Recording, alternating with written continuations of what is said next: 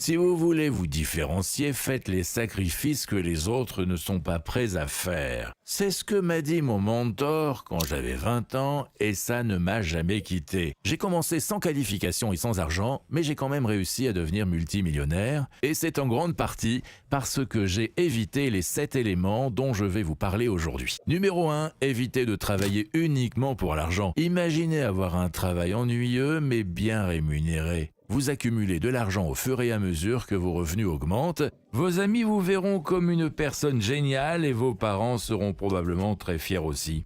Mais votre potentiel de gain commencera à plafonner. Voici le chemin A. Imaginez maintenant un emploi stimulant mais moins rémunéré. Ce sera difficile, le temps de vous améliorer et de vous adapter. Vous aurez peut-être même du mal à payer les factures. Vos amis penseront probablement que vous prenez du retard et vos parents que vous vous trompez. Mais votre potentiel de gain commencera à grimper en flèche. C'est la voie B. Quelle est donc la différence entre ces deux exemples ? La voie A donne la priorité à l'argent dès le début, alors que la voie B aux compétences et à l'équité. Tous les millionnaires autodidactes que je connais ont suivi la voie B car c'est la seule façon d'atteindre une telle somme. Comme je l'ai dit, j'ai quitté l'école à 16 ans et sans qualification, mais j'ai immédiatement recherché un emploi et j'ai reçu plus de 5 propositions. J'ai donc dû prendre une décision importante. Que choisir ? J'ai décidé de devenir apprenti menuisier. Le salaire n'était pas génial, mais j'ai privilégié l'apprentissage de compétences précieuses. Je n'avais aucune chance d'obtenir une participation dans l'entreprise, mais je ne travaillais pas seulement pour l'argent. Ce travail m'a beaucoup appris. Et bien que j'ai été contraint de démissionner après avoir été harcelé par mon supérieur, j'utilise encore ces compétences aujourd'hui quand je conçois ma marque d'avions radiocommandés vendus dans le monde entier. En apprenant de nombreuses compétences à forte valeur, vous devenez votre meilleur atout et c'est presque impossible d'être à court d'argent. J'aime penser que chaque job que j'ai eu plus jeune a enrichi mes compétences comme un couteau suisse. De nos jours, je privilégierai les compétences en ligne à haut revenu, telles que la rédaction, le montage vidéo et le codage. La demande pour ces compétences ne cesse d'augmenter et je peux confirmer qu'il y a actuellement une grande pénurie. Bien sûr, beaucoup font ce genre de travail, mais 99% d'entre eux ne sont pas à la hauteur. Honnêtement, la concurrence n'est pas si rude que ça. Passons maintenant au deuxième élément, l'équité. Ce qui signifie simplement détenir un pourcentage d'une entreprise pour gagner des bénéfices. Ma marque de modèle réduit radiocommandé en est un parfait exemple. Vous pouvez acquérir des fonds propres de différentes manières. La solution la plus évidente, et celle que j'ai choisie, a été de créer ma propre entreprise. Mais vous pouvez aussi y arriver en travaillant si vous êtes très doué dans certains domaines. C'est ce que l'on appelle l'apport en travail. Enfin, vous pouvez acheter des parts dans certaines entreprises, mais je ne le recommande que si vous avez des compétences pour faire progresser leur activité. Mon ami Simon Skib recommande de créer sa propre entreprise ou de demander des fonds propres à son patron. Je suis totalement d'accord avec cette idée. Mais il faut un peu de recul sur soi avant de créer votre propre entreprise. Travaillez pour quelqu'un pour acquérir des compétences. Deuxièmement, il faut rester réaliste. Je n'ai jamais pensé avoir des parts dans l'entreprise de menuiserie quand j'étais apprenti. Faites votre demande avec de bons arguments et montrez la valeur que vous apportez à l'entreprise. Vous devez d'abord vous efforcer de devenir quelqu'un qui mérite des fonds propres. Beaucoup se laissent aveugler par l'argent et oublient l'importance des compétences et des fonds propres. C'est là le plus grand piège. Plus vous serez obsédé par l'idée de gagner de l'argent, moins vous en gagnerez à long terme. La deuxième chose à éviter est d'adopter un style de vie luxueux. Imaginez-vous en train de parcourir les rues ensoleillées de Dubaï au volant d'une Lamborghini jaune vif. Vous vous arrêtez dans un restaurant chic et commandez sans sourciller un steak de 500 $. Comment vous sentez-vous en imaginant ce mode de vie ? Une belle réussite, n'est-ce pas ? Voici la réalité. La plupart des gens qui vivent de cette manière sont loin d'avoir réussi. La plupart s'endettent pour des voitures qu'ils ne peuvent pas se permettre, partent à Dubaï à crédit et commandent des steaks hors de prix chez Silby qu'ils n'ont pas les moyens de payer. Ils vivent dans le mensonge, prétendent être riches alors qu'ils croulent sous les dettes. Ce n'est que de la poudre aux yeux. car il est beaucoup plus facile d'impressionner les autres que devenir riche. Voir des personnes mener une vie de luxe peut vous pousser à vouloir en faire autant, en pensant que tout le monde vit mieux que vous. Mais c'est loin d'être la réalité. En réalité, 37% des Américains ne peuvent courir une dépense imprévue de 400 $, 39% craignent de ne pas payer leurs factures et 60% ne peuvent acheter de voiture neuve. Une fois millionnaire, vous pouvez acheter tout ce que vous voulez. C'est là tout l'intérêt de devenir riche. Mais avant ça, vous ne pouvez pas vivre comme un roi et vous enrichir en même temps. Plutôt que d'acheter des biens qui perdent de la valeur, comme des voitures ou des vêtements de luxe, investissez dans des actions, des cryptos ou de l'immobilier. Ces actifs prendront de la valeur et généreront des revenus que vous pourrez utiliser pour faire ce que vous voulez. La troisième chose à éviter est de tout faire soi-même. Vous êtes peut-être très doué dans votre domaine, mais vous ne pourrez jamais faire mieux qu'un groupe de personnes talentueuses. Regardez tous ceux qui ont réussi dans le sport ou les affaires. Si vous creusez un peu, vous verrez qu'ils ont tous été aidés. Prenons l'exemple d'Elon Musk. À première vue, on pourrait croire que c'est un entrepreneur exceptionnel qui a réussi à lui tout seul. Mais c'est loin d'être le cas. Il a fait partie du groupe qui a lancé PayPal. Quand eBay a acquis PayPal pour 1,5 milliard de dollars en 2002, ces experts en technologie récemment enrichis ont envahi l'industrie. Aujourd'hui, on les appelle la mafia PayPal, tant qu'ils sont devenus un groupe puissant. Après avoir quitté PayPal, ils ont créé de nombreuses entreprises à succès telles que YouTube, Yelp, LinkedIn et SpaceX. Ils investissent souvent dans les projets de chacun et se donnent des conseils. Mais que faire si votre objectif n'est pas de lancer une telle entreprise, mais de gagner un peu d'argent supplémentaire avec une activité secondaire? Beaucoup de chefs d'entreprise âgés sont un peu perdus quand il s'agit de tout ce qui touche à la technologie. Beaucoup d'entre eux ne savent même pas qu'il existe des outils en ligne pour tout. Qu'il s'agisse de gérer une équipe, de traiter des factures, de suivre des projets ou même de créer un site web. Je ne les blâme pas car à l'époque, nous n'avions rien de tout cela. Mais aujourd'hui, la jeune génération dispose d'un réel avantage. Si ces chefs d'entreprise plus âgés n'ont pas ces compétences et comprennent qu'ils ne peuvent pas tout faire eux-mêmes, devinez de qui ils ont besoin. De vous! Vous pouvez les aider à faire entrer leur entreprise dans le 21e siècle et gagner beaucoup d'argent. C'est bien beau de dire ça, mais comment faire concrètement? Si vous voulez essayer, je vous recommande d'utiliser un logiciel de gestion tout en un. Odoo est un excellent choix car il inclut les outils que je viens de mentionner et bien d'autres encore. Voici un exemple de site web qui a besoin d'une mise à jour. On dirait qu'il a été développé il y a plus de 10 ans. Allons sur Odoo et faisons quelque chose d'un peu plus moderne. Je vais donc sélectionner l'option e-commerce. Voyons maintenant ce qu'il en est. Je veux un site web d'entreprise et je le veux pour mon entreprise de jardinage. Après ça, j'ai l'option de choisir ma palette de couleurs ici, mais à la place, je vais juste ajouter leur logo pour que Odoo construise une palette basée sur les couleurs de leur marque. Maintenant, choisissons un thème. Ils ont tous l'air très bien.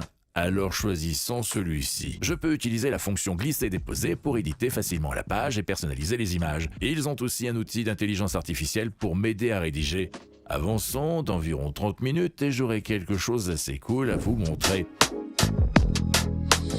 Jetez un coup d'œil. À mon avis, il est bien mieux que l'ancien site. Vous pourriez gagner beaucoup d'argent en aidant les chefs d'entreprise plus âgés avec Odoo, ou même en l'utilisant pour gérer votre propre entreprise. J'ai contacté Odoo pour sponsoriser cette vidéo. Il vous offre votre première application gratuite à vie, avec support et hébergement illimité, ainsi qu'un nom de domaine personnalisé pendant 1 an. Pour en profiter, cliquez sur le lien dans la description. La quatrième chose à éviter est d'avoir trop de ressources. Avez-vous parfois l'impression d'être poussé dans 1 million de directions différentes? Cela arrive dans tous les aspects de la vie, des activités secondaires à la salle de sport. Chacun semble avoir une opinion différente sur ce sur quoi vous devriez vous concentrer. Qui peut ressembler à ça?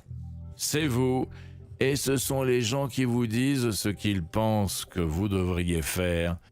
Par souci de simplicité, appelons-les simplement ressources. Toutes ces ressources créent des centaines de voies que vous pourriez suivre, comme devenir médecin, entrepreneur, obtenir un travail de bureau stable, voyager et fonder une famille. C'est ce que nous appellerons vos voies potentielles. Le nombre de ces voies peut créer une surcharge cognitive, c'est-à-dire que votre cerveau ne peut tout simplement pas faire face à la quantité écrasante d'informations et de choix. Alors, quelle est la solution? J'ai toujours commencé par ma destination finale et j'ai travaillé à rebours. Bien sûr, je ne savais pas exactement ce que je voulais faire plus tard, mais j'en avais plutôt une bonne idée. J'ai ensuite veillé à écouter ceux qui m'aident à atteindre ces objectifs. Plus votre objectif est clair, plus il est facile de sélectionner les bonnes ressources pour l'atteindre. Limitez donc le nombre d'avis que vous recevez et privilégiez la qualité à la quantité. La plupart des gens reçoivent trop de conseils, mais pas de la part d'experts. Ne vous fiez pas aux opinions générales, écoutez les experts. Il peut s'agir d'un mentor, d'une personne qui a réussi dans votre domaine, ou même de vidéos d'experts comme moi. Alors, vous obtiendrez des conseils plus précieux, plus ciblés et plus spécifiques pour atteindre votre objectif final. N'oubliez pas que, même si vous travaillez à rebours, vous n'avez pas besoin de tout savoir d'un coup. Écoutez attentivement et mettez en œuvre ce que vous apprenez, puis, face à un autre défi, vous pourrez chercher d'autres conseils qui vous aideront à le surmonter. Si vous ne le faites pas, vous allez vous fatiguer mentalement, ce qui peut conduire à une paralysie décisionnelle qui vous empêchera d'agir. Certains se croient paresseux, mais en réalité, leur cerveau est tout simplement surchargé. La cinquième chose à éviter est de laisser l'ego vous guider. Les personnes arrogantes ne finiront même pas cette vidéo. Ils pensent qu'ils savent déjà tout, alors pourquoi s'acharner? Mais c'est justement le problème. L'arrogance vous empêche de saisir les opportunités qui pourraient changer votre vie. Les personnes guidées par leur ego sont souvent trop concentrées, pensent constamment à l'objectif final. Cela peut sembler productif, mais c'est un piège dangereux. Quand vous regardez toujours trop loin devant vous, vous finissez par négliger les petites étapes cruciales qui mènent au succès. Par exemple, certains vont défiler cette vidéo juste pour voir les 7 choses à éviter plutôt que de comprendre les connaissances de chacune d'entre elles. Mais ils vont passer à côté d'informations précieuses qui pourraient les aider. Quand vous êtes guidé par l'ego, vous pensez ne pas avoir besoin de conseils en particulier de ceux qui en savent plus que vous. Vous risquez d'ignorer la sagesse des personnes qui ont déjà emprunté le chemin que vous essayez de suivre. Mais voici la vérité. La vraie richesse ne consiste pas seulement à avoir confiance en soi, il s'agit d'avoir l'humilité de continuer à apprendre, de comprendre que l'on ne sait pas tout pour s'enrichir. Plus vous apprenez, plus vous vous rendez compte de tout ce que vous ignorez. C'est ce qu'on appelle le principe de l'iceberg. Ce que vous savez n'est que la partie émergée de l'iceberg. La masse de connaissances se trouve sous la surface. C'est ce qui compte vraiment. Et l'arrogance vous fait oublier que ça existe. Bref, l'arrogance tue la richesse en silence. Elle vous persuade que vous êtes trop compétent pour apprendre, écouter et accomplir les petites actions nécessaires à la réussite. La 6e chose à éviter est de rejeter la faute sur l'autre. Un de mes proverbes chinois préférés dit que l'homme qui rejette la faute sur les autres a encore un long chemin à parcourir. L'homme qui s'en veut est à mi-chemin. L'homme qui ne blâme personne est déjà arrivé. J'ai devant moi 2 objets, une loupe et un miroir. Dans la vie, vous devrez choisir l'un ou l'autre de ces objectifs au quotidien. Vous vous dites peut-être « Marc est devenu fou ». Mais laissez-moi vous expliquer. Si vous choisissez de prendre la loupe, elle vous donne la possibilité de vous centrer sur les autres. C'est une voie dangereuse, car elle mène à des reproches mutuels. Je vous comprends quand ça ne va pas. Il est naturel de vouloir rejeter la faute sur les autres. Je suis sûr qu'il vous est déjà arrivé d'accuser votre professeur après avoir raté un examen alors que vous aviez passé plus de temps à regarder Netflix qu'à étudier. Vous avez sûrement déjà utilisé les embouteillages comme excuse à votre retard après être parti de chez vous 10 minutes trop tard. Mais le problème, c'est que ces petits reproches ne sont pas insignifiants. Avec le temps, ils deviennent une habitude dont il est difficile de se défaire. Vous avez sûrement déjà entendu des phrases comme « Le gouvernement déteste les jeunes »,« Le système est contre moi »,« Mon patron ne m'aime pas »,« Je ne suis pas assez riche pour créer une entreprise » ou encore « La vie ne m'a pas aidé ». Plus vous prenez la loupe, plus vos excuses grandissent. Mais si vous choisissez le miroir, vous vous concentrez sur ce que vous pouvez réellement contrôler, vos pensées et actions. Selon le proverbe chinois cité plus haut, pour être la personne qui est déjà arrivée à destination, vous devez prendre le miroir et non la loupe. La 7e chose à éviter est de rester statique. Il s'agit de votre zone de confort, où vous vous repliez sur vous-même en quête de sécurité. Notez qu'il n'y a aucun espace dans ce cercle. C'est comme une prison que l'on s'impose sans possibilité d'en sortir ni de grandir. Vous êtes ici, vous n'êtes pas seul. Selon certaines études, plus de la moitié des Britanniques ne sortent pas de leur zone de confort et 45% d'entre eux craignent de le regretter un jour. Alors, que pouvez-vous faire pour sortir de cette prison? Il faut élargir le cercle, ce qui peut être très difficile quand notre esprit est conditionné à éviter de prendre des risques, mais je l'ai appris très tôt. Laissez-moi vous montrer comment j'ai fait. Plus jeune, ma zone de confort était étroite. L'école, les matières pour lesquelles je n'étais pas doué, comme les maths et l'anglais, le système éducatif traditionnel ne me convenait pas. Je ne voulais pas être banquier, médecin ou avocat. Je voulais quelque chose de plus concret. Je suis donc sorti de ma zone de confort et j'ai suivi l'apprentissage dont j'ai parlé plus haut, ce qui a créé un nouvel espace pour moi. Mais je n'étais pas encore satisfait. Je savais que j'avais besoin de plus. Alors, j'ai commencé des activités secondaires qui m'ont poussé en terrain inconnu. Soudain, j'ai découvert de nouvelles possibilités. L'étape suivante était claire, créer ma propre entreprise. Il s'agissait d'un moment charnière et risqué. Un prêt bancaire, c'est la meilleure décision que j'ai jamais prise. Pour étendre mon empire, je suis allé en Chine à la recherche d'un fabricant pour ma marque de modèles radiocommandés. Malgré les barrières linguistiques et culturelles, j'ai réussi à établir de bonnes relations. J'ai dirigé mon entreprise pendant des années et j'ai connu le succès, mais j'ai fini par me reposer sur mes lauriers. Ma famille était heureuse, ma banque aussi, mais pas mon esprit. J'en voulais plus. J'ai donc élargi ma zone de confort et commencé à publier des vidéos sur YouTube à l'âge de 53 ans. J'ai donc voulu partager mes connaissances et aider ceux qui, comme moi, n'ont pas suivi la voie traditionnelle ou ceux qui veulent accroître leur patrimoine et se sentir plus en sécurité dans la vie. N'oubliez pas que vous pouvez élargir votre zone de confort autant que vous le souhaitez. Cet espace est infini, mais vous devez l'assumer vous-même. Si vous ne dépassez pas vos limites actuelles, vous passerez à côté de toutes les possibilités qui auraient pu s'offrir à vous. Si vous voulez savoir que faire chaque fois que vous êtes payé, je vous laisse cette vidéo, mais ne cliquez pas dessus tout de suite. N'oubliez pas de vous abonner si vous voulez faire fructifier votre patrimoine, d'accord? À plus!